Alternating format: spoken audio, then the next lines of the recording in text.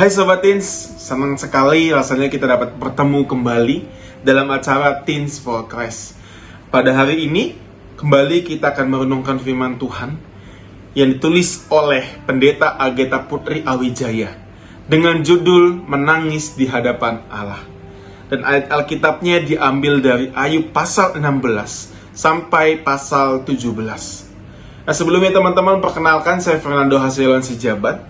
Saya kader GKI yang saat ini sedang banpel atau berproses di GKI Pakisraya. Nah, teman-teman, izinkan saya pada hari ini juga menuntun kita semua dalam merenungkan firman Tuhan. Namun teman-teman, sebelum kita merenungkan firman Tuhan, mari kita berdoa terlebih dahulu. Mari kita berdoa. Bapa yang berada dalam surga, terima kasih Tuhan, kami dapat kembali mendengarkan dan izinkan kami Tuhan untuk dapat mengerti, membaca, serta melakukan dalam kehidupan kami. Kami butuh Tuhan tuntunan-Mu dalam kehidupan kami, dalam kami menjalankan kasih-Mu, menjalankan firman-Mu dalam kehidupan kami. Ya Tuhan, kiranya kami siap untuk mendengarkan firman-Mu. Bersabdalah ya Tuhan, kami siap untuk mendengarkannya. Amin. Nah, teman-teman, yang menjadi pusat refleksi kita pada hari ini diambil dari Ayub pasal 16, ayatnya yang ke-20. Saya membacakan dari Alkitab terjemahan yang kedua. Demikian firman Tuhan. Sekalipun aku dicemooh oleh sahabat-sahabatku, ke arah Allah mataku menengadah sambil menangis. Nah teman-teman, tema kita pada hari ini adalah menangis di hadapan Allah.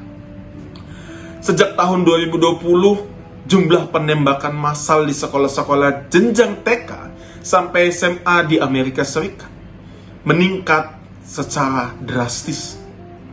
Nah, usia para pelakunya beragam, mulai dari 6 sampai 16 tahun.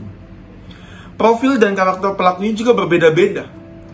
Sebagai langkah pencegahannya teman-teman, banyak pihak yang mengusulkan pengelompokan profil anak-anak yang berpotensi menjadi pelaku penembakan. Namun, Asosiasi Psikologi atau Asosiasi Psikolog Sekolah Nasional di sana menentang hal itu karena pengelompokan juga dapat menyebabkan diskriminasi dan pembedaan perlakuan terhadap anak. Namun teman-teman, studi pembedaan atau studi terhadap pelaku penembakan tersebut menunjukkan sebuah kesamaan, yakni pengalaman pelaku yang pernah dipinggirkan dan merasa ditolak oleh lingkungannya. Ternyata teman-teman, pengalaman tersebut menimbulkan luka yang jika tidak terselesaikan dengan baik akan memicu anak-anak yang lainnya, anak-anak mengalaminya untuk melukai sesamanya juga. Nah teman-teman, kalau kita melihat kisah Ayub yang tadi, ia juga mengalami perasaan yang dilukai oleh teman-temannya. Di dalam penderitaannya, komentar teman-temannya terasa seperti cemooh bagi Ayub, sehingga ia merasa sendirian. Namun teman-teman, yang Ayub lakukan adalah ia memilih menengadah kepada Allah dan menangis di hadapannya. Dan teman-teman, sebagai seorang yang menderita, Ayub menghadapi kesedihannya dengan baik dan memilih untuk tidak membalas apa yang dilakukan oleh teman-temannya. Nah, dalam hal itu ia mempertahankan suatu kesalehannya. Sobat Teens, di saat kita menderita, perasaan kita terluka, dapat mendorong kita untuk melukai orang lain juga. Seringkali yang terjadi seperti itu. Namun hal itu tidak harus terjadi teman-teman di dalam kehidupan kita. Kenapa? Karena kita punya Allah yang melihat. Kita punya Allah yang mendengarkan kita, sehingga kita dapat berkeluh kesah, sehingga kita dapat menangis di hadapannya. Seperti halnya yang Ayub lakukan dalam menghadapi kesedihannya pada saat itu. Dia menyerahkan seluruhnya kepada Allah. Dia tidak menyerang teman-temannya ketika dia menghadapi suatu hal yang tidak menyenangkan. Melainkan apa yang dilakukan Ayub?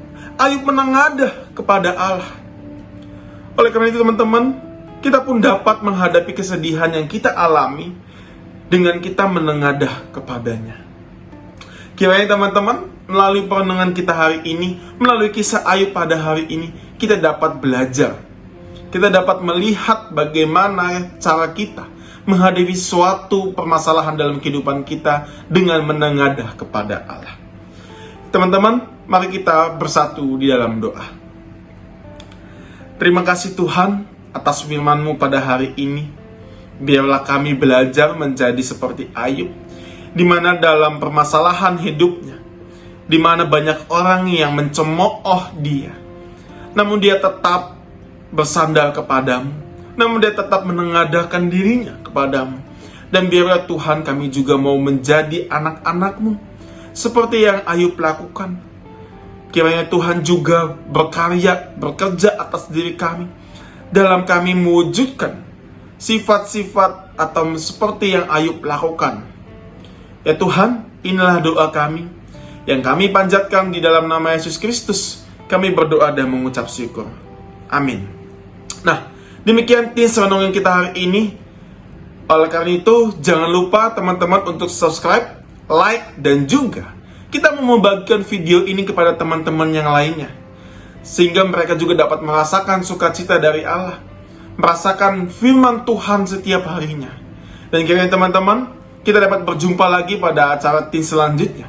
Kiranya Tuhan Yesus memberkati kita sekalian. Amin.